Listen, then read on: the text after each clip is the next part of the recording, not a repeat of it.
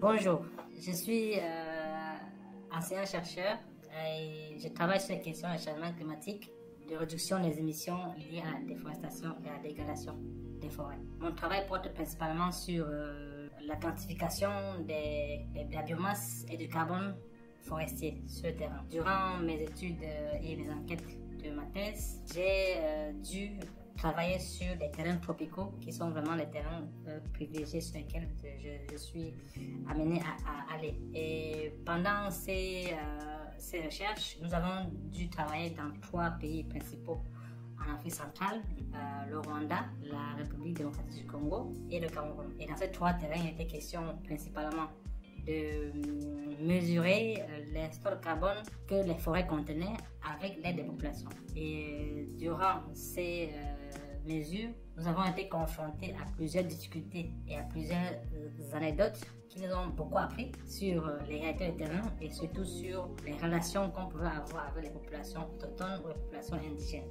La première, c'est que lors des mesures des placettes et des parcelles sur le terrain, nous avons été amenés à aller dans les champs pour mesurer les longueurs et les largeurs des différentes parcelles. Et durant ces mesures, nous avons été pourchassés par un propriétaire de champ avec des machettes parce qu'il s'imaginait qu'on voulait mesurer ces parcelles pour pouvoir les vendre. Parce qu'en fait, dans ce pays, la question foncière est très sensible. Donc du coup, avoir une parcelle de terre est très difficile.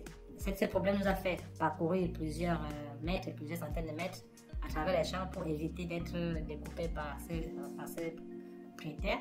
Et ça nous a appris qu'en fait, il fallait non seulement s'approcher des populations et des parcelles pour négocier avec eux ces mesures, mais aussi, ça nous a aussi appris à voir qu'il fallait expliquer et prendre le temps d'expliquer aux populations notre travail. Ce qui me revient à revenir sur la deuxième anecdote qui, en fait, comme nous on mesurait la biomasse et le carbone, les populations nous demandaient à chaque fois où sont les sacs pour mettre le carbone, est-ce que ça ne pèse pas trop dans les sacs et comment est-ce qu'on va transporter.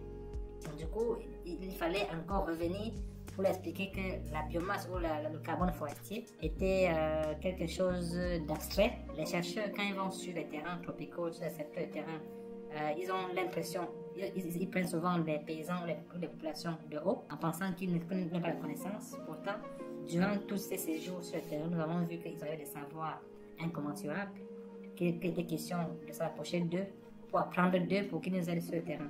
Donc d'où ma conclusion de dire qu'en fait, quand on fait une recherche sur le terrain, il est question de profiter non seulement de ces savoirs traditionnels, mais aussi de s'approcher des populations pour leur expliquer concrètement notre but, nos objectifs et surtout qu'est-ce qu'on a amené à faire sur le terrain afin d'éviter les dysfonctionnements et les malentendus.